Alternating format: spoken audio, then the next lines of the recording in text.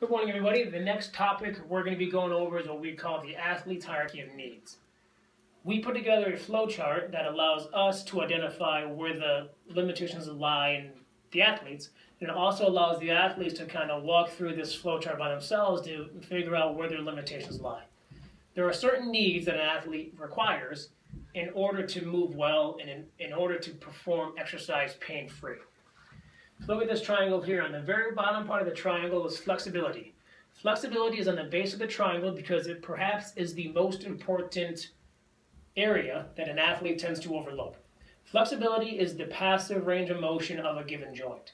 Passive range of motion is the amount of range of motion a joint has when force is applied from the outside world. So this is how flexible my finger is. If I have you lay on the ground, lift your arm up, try and touch the floor, that's how flexible your shoulder is. If you don't have the required flexibility, passive range of motion, then trying to perform a movement that requires that range of motion is going to cause you pain and or irritation, and if not right now, it's going to cause you pain in the future. Flexibility is a building block for any movements. If you don't have proper flexibility, don't try to perform an exercise that requires full flexibility. If you have full flexibility, it means you have full passive range of motion. So that's great. So what's next? Mobility. How well can you move your joint through that same range of motion? So if my finger is this flexible, my finger is this mobile. If I had you lay back on the ground, lift your arm up, touch the ground, great, you have full flexibility. Now I'll have you stand up, and now lift your arm up by yourself. If pain happens right about here, you have full flexibility, limited mobility. The mobility is your active range of motion. How well can you move that joint through the same range of motion? There's a difference between the two, but they're both very important. If you have full flexibility, full mobility, then you move really, really well. However, if your knee only bends this far, and then you try to perform a squat, no matter how much squat therapy you do, no matter how many box squats you do, it's not going to get to the proper technique because you don't have the proper range of motion. You need to have proper passive range of motion. You need to have proper active range of motion before you even start to build strength or start to learn a skill. If you have proper passive range of motion, proper active range of motion, then you have proper movement. It means you move really well. If you still have pain, then your problem's not a movement issue, so there's no point in laying on a foam roller, laying on a lacrosse ball, because that's not going to help. Lacrosse balls and foam rollers are good at creating more mobility and allowing you for more flexibility. But if those are good, doesn't it make sense that you don't need to do the foam roller, you don't need to do the lacrosse ball in order to get out of pain? If you're still having pain, then your problem, let's keep heading up the triangle, then your problem might be a strength balance issue. So a strength balance issue is what we like to look at as how well do movements compare to other movements.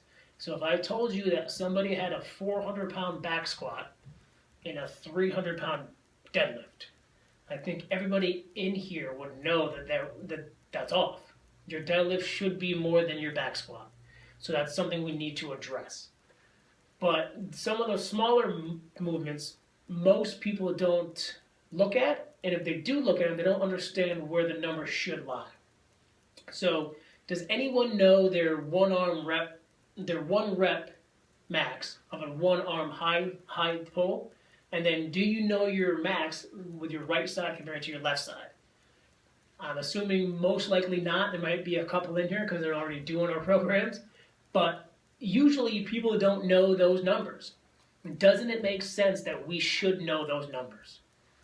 So if you move really well and you're having pain, you have to take a look at the strength balance. How well do you move across all lines of exercises? Now, let's just say the bottom three are great. You move well, your strength balance is great, but you're still having pain. Well, then your problems maybe could be due to your improper work to rest ratio or work recovery.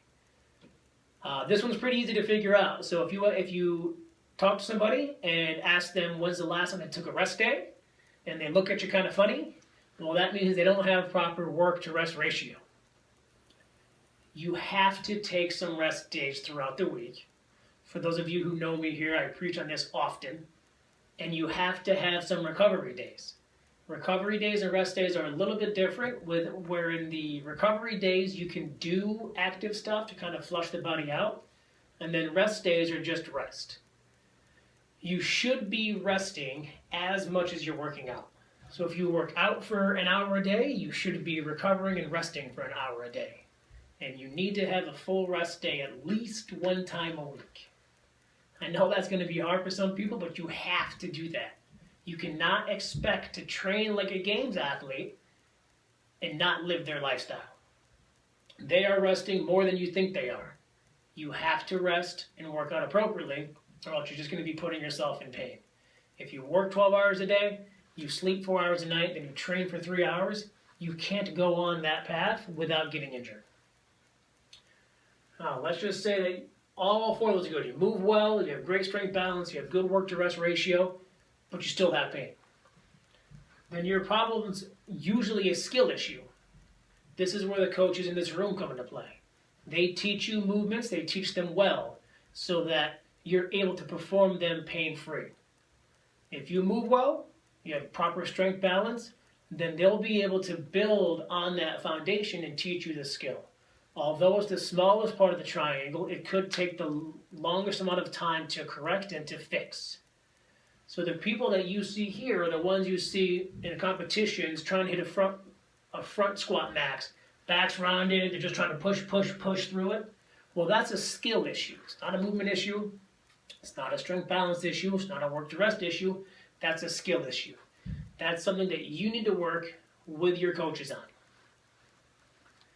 Now, if you take a look at this triangle again, we're going to draw a line and cutting it right in half. So from this line down, we think that we're really, really good at treating those things. We're really good at helping you with your flexibility, your mobility, and your strength balance.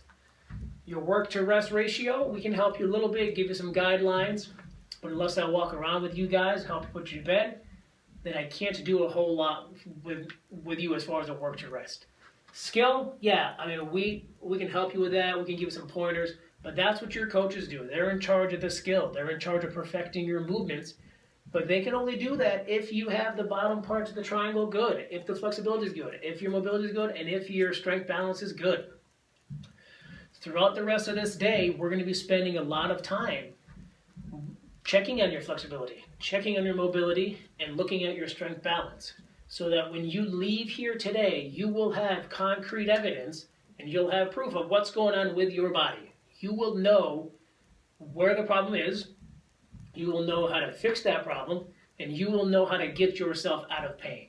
Leaving today, you'll come out with knowledge you did not have before the day started, so that you can make a better choice as to what your body needs and how to stay out of pain. If you take this triangle and then compare it to our last graph that we had, you'll see that the bottom 3 here are going to be in charge of the movements. So that's going to take care of the soft tissue issues. Work to rest ratio is going to take care of your stress, diet, and sleep. So you'll see that these 2 charts are interchangeable. If you work from the bottom and build yourself up through the triangle in the proper way, you're not only going to move better, but you're going to increase your work capacity all at the same time. Does anyone have any questions?